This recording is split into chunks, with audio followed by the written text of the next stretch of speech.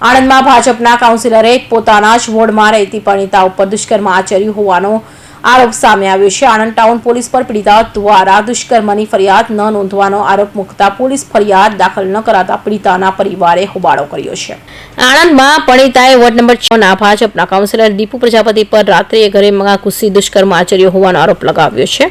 પીડિતાના પતિ ઉપર હુમલો કરાતા બૂમાબૂમ કરતા આજુબાજુમાં રહીશોએ પહોંચી જતા સ્થાનિકોએ મેથી પાક આપ્યો હતો અને કાઉન્સિલરના મિત્રો પહોંચી જતા તેને બચાવી લઈ ગયા હતા। પીડિતાએ આણંદ ટાઉન પોલીસ પર દુષ્કર્મની ફરિયાદ ન નોંધાવતા આરોપ સાથે પોલીસ સ્ટેશનમાં પીડિતા અને પરિવારે હોબાળો કર્યો છે। સોસાયટીમાં બનેલી ઘટના સીસીટીવીમાં કેદ થઈ છે, જેને લઈ હાલ પોલીસ કાર્યવાહી હાથ થઈ રહી છે હોવાની વાત છે।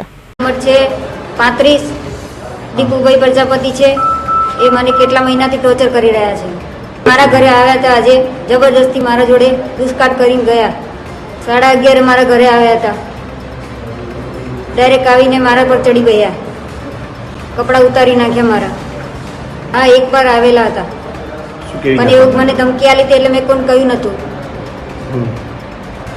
શંકરમાં વોટ 6 નંબર વોટમાં આવે છે ને, તે એની પાવતી માટે ટોર્ચરમાં આવેલા હતા, મારો નંબર લઈ ગયા હતા, ત્યારથી મારા જો ટોર્ચરમાં છે।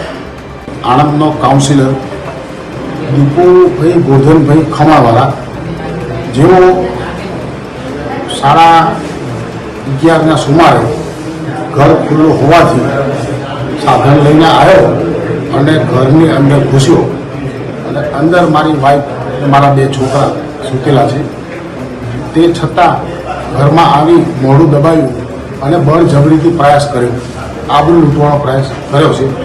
અને હું બહારથી આવતા મેં એને જોયો એટલે એને આણંદમાં વોર્ડ નંબર 6 માં રહેતી મહિલા ઉપભાજપના કાઉન્સિલર દ્વારા દુષ્કર્મ આચર્યાની ઘટના પગલે હાલ રાજકારણ ગરમાયું છે।